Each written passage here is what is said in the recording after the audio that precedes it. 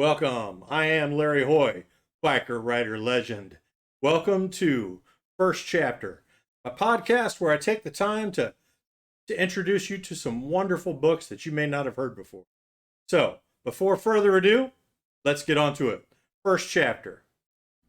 All right. So, I am absolutely blown away to be able to bring to you The Seventh Age Dawn by Rick Heinz. I met Rick down in Pensacola, Florida for PenCon.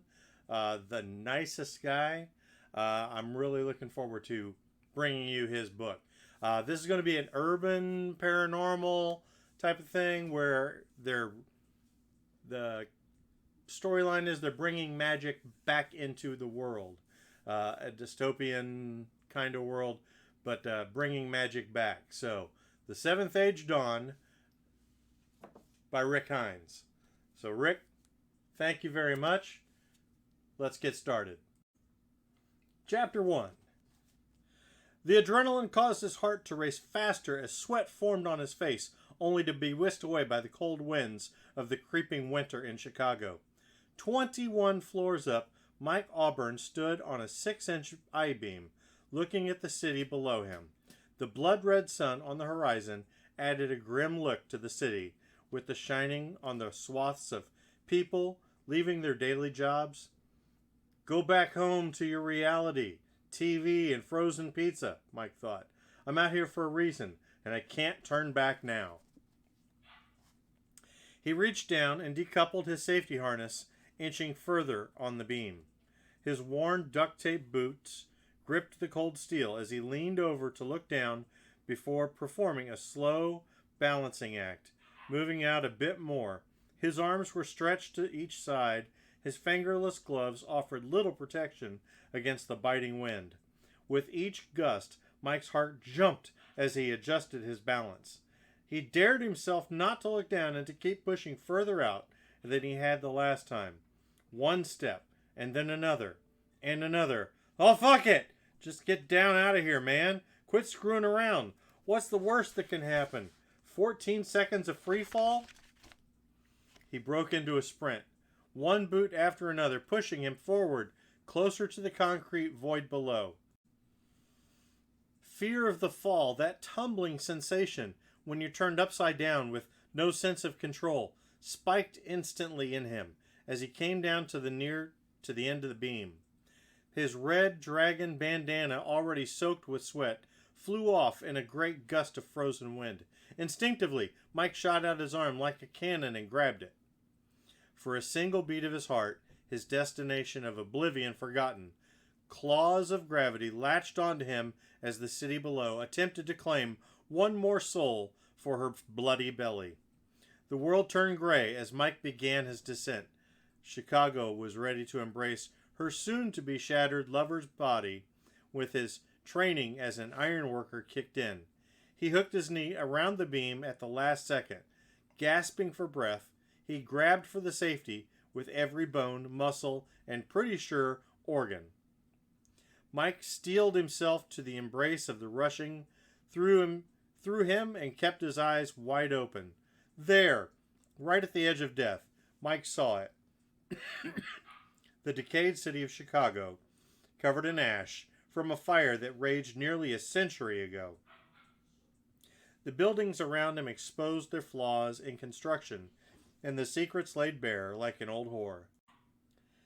He took them in, along with the ghosts of the past, his son down below standing in the middle of the street with a look of surprise on his face before the yellow cab would speed through the red light. Looking into the office building across the street, he saw his first girlfriend being strangled with a necktie by an executive she was cheating with. His wife in a cherry print dress, paralyzed with terror before the crane would fall. Everywhere he looked in that fleeting instant showed the dead of his life, frozen in their moments of time. Countless lives lost over his 28 years. Here, on the precipice of death, Mike could see him, if only for an instant. The sharp pain in his knee jerked him back to the situation at hand. He was dangling 21 floors up in a new skyscraper being built from for some obscenely rich bank. People the size of his thumb walked below him, too interested in their cell phones to look around at the city, at the wonder of the city. Mike pulled his other leg around the I-beam and dangled there, taking in the sights of the city and his past. The wind whisked away a few tears. And he used his bandana to clean his face. I had it for a second. I can feel it. I can see the afterlife. Death can't be the end. Why not just let go? It was the sight of a cigar being lit in the building across the street that paused the thought. The warm orange glow didn't provide enough light for him to make out the figure as the red hue of the setting sun obscured the view inside. By squinting, he could see the silhouette. Someone in a long coat with a cabbie hat. The cherry of the cigar, playing with a trick with the light, casting a shadow on his face. No phone in hand, no rushing to call emergency services. He was just standing there, watching him. An upside-down Mike chuckled for a second and flipped his strange death admirer the bird. With the same hand, he grabbed the beam and let his legs go, showing off a bit. Mike's hands had a grip like a vice. He never lost a thumb war in his life. Got a doctor's appointment anyway. Dakota will just show up at the Billy Goat if I miss the appointment. And it's the last thing I need is my doc showing up around my crew. Better get going. Mike pulled himself up and took one last look at the sun's vanishing rays. The soft glow glinting off Chicago's skin, off of brick and steel. The cold no longer bothered him. His adrenaline already subsiding, he glanced across the street toward his voyeur, but only saw an empty room. Shrugging, he trotted back across the beam to the construction site. He'd slide down like a spider monkey before he had reached the freight elevator. A nightly ritual that stayed the same regardless of what building was under construction.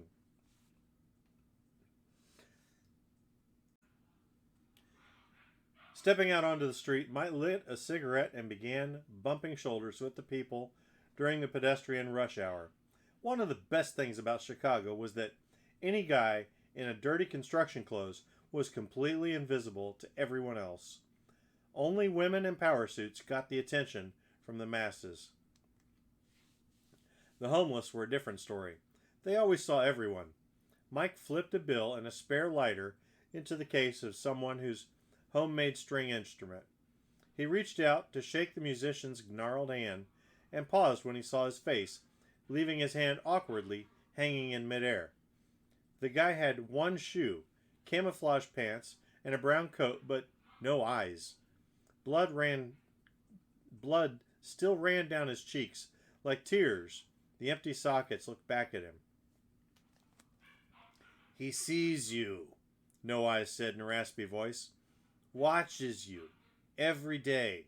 We watch you. Always. Mike shut his eyes and backed up quickly, bumping into the train of people. Fuck! Longer visions this time.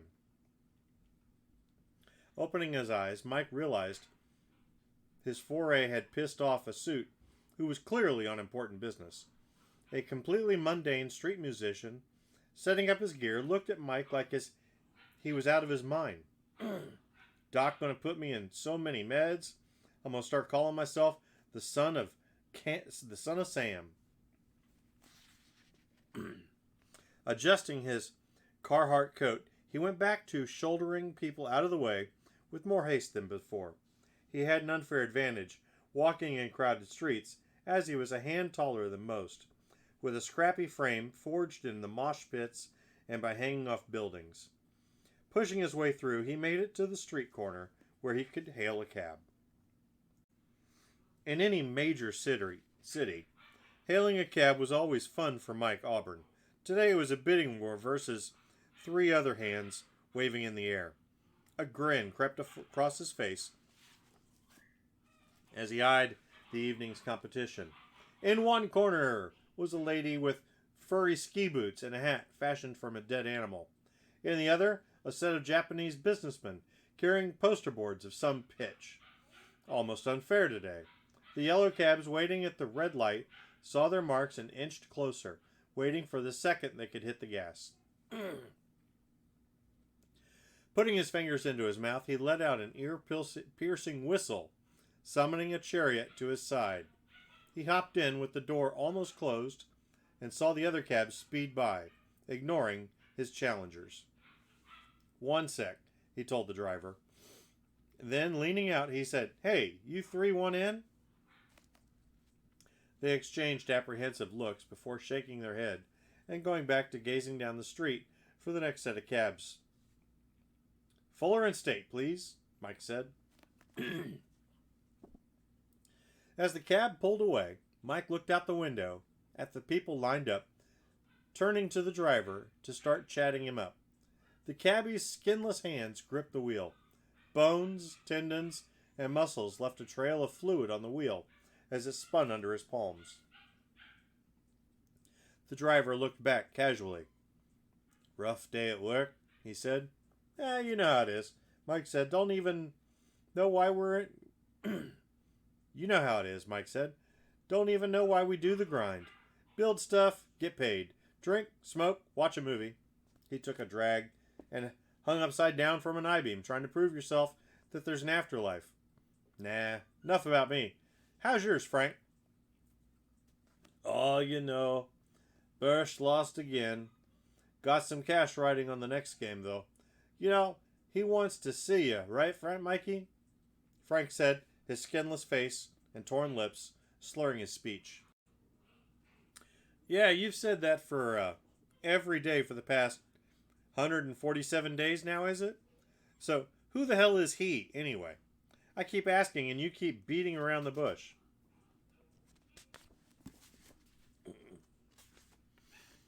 "You suck at the pitch line."